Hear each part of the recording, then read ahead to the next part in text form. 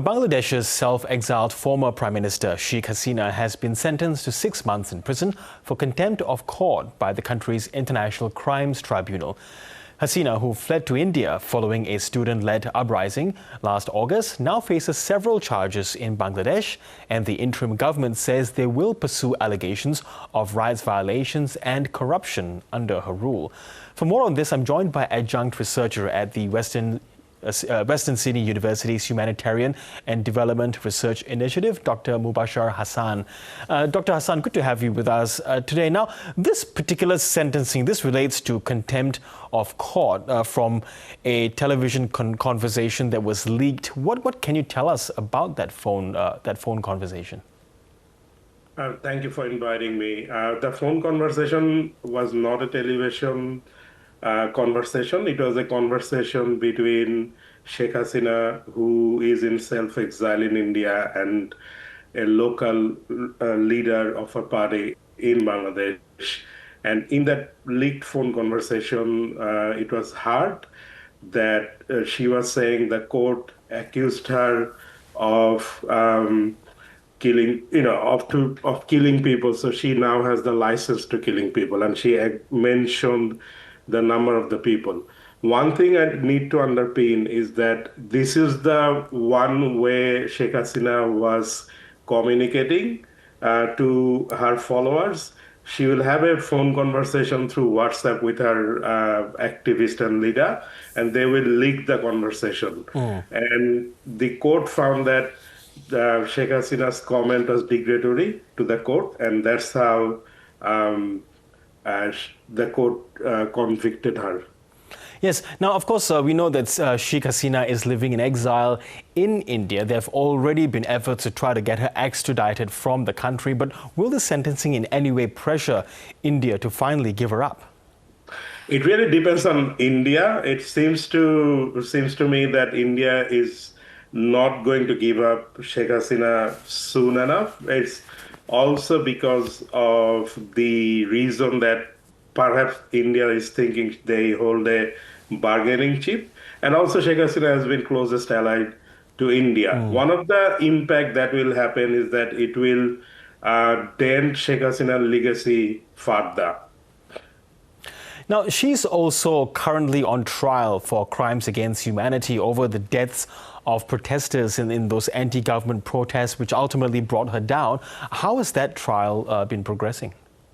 So Sheikh Hasina was accused of crime against humanity and mostly murder cases of student protesters. So she's in total facing 5 charges in that particular court. That court was set up by Sheikh Hasina when she was in power in 2009, and the court was set I think around 2011 or 12. Now it is the irony of fate for her that she is being accused and facing charges in the same court that she was set. I would assume that there will be more verdicts coming out against her before April next year, because February and April are the tentative months that when there will be a general election in Bangladesh. And one of the promises that interim government recently made that they would want to see some milestone achieved in terms of the trial of Sheikh Hasina before that elections. Yeah, so equally, do you think there will be added pressure, or is there public pressure on the interim leader, Muhammad Yunus, to push harder for India to extradite her? There is, but Yunus's government doesn't have much options there.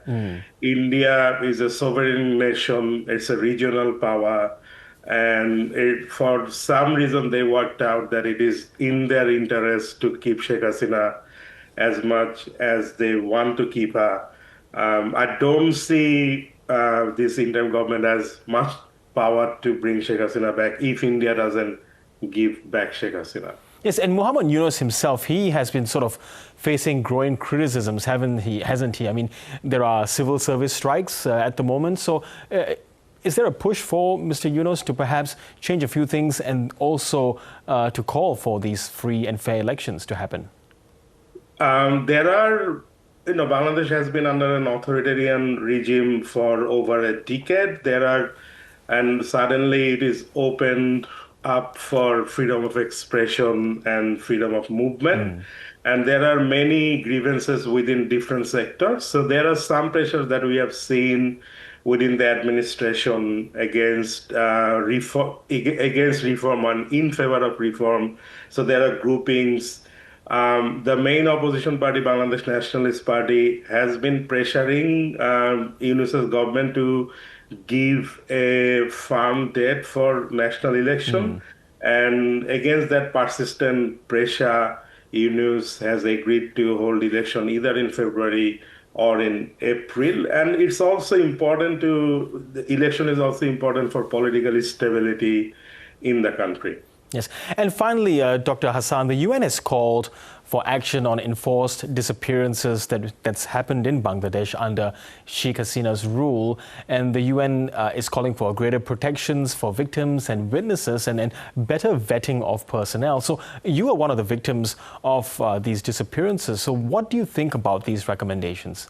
So I think UN recommendation has reinforced one major thing, that is the institutional recognition from Bangladeshi military and police and rapid action battalions and the law enforcement agencies which are engaged in enforced disappearances of Bangladeshi citizens. That's number one, that yes, now there is this acknowledgement from the authority that they were disappearing Bangladeshis. Second is, this also brings out a responsibility for Bangladesh government to tell the people where are thousands other people who didn't return. I'm one of the luckiest one who were able to return after 44 days, but there are thousands of Bangladeshis who are still missing. So that is the responsibility of Bangladesh government. And the third one, I fully support UN's recommendation that the personnel who were engaged in kidnapping and murder of Bangladeshi citizens extrajudicially should not be in the service anymore. It's like the killers and kidnappers are working as if they haven't done anything. But generally, they have committed crime against humanity. And these institutes like Army, Police, Rapid Action Battalion needs to be strong enough to purge them out and make them face the justice. Okay, Dr. Mubasha Hassan, really appreciate your insights on this program. Thank you so much. Thank you for inviting. Thank you. Bye.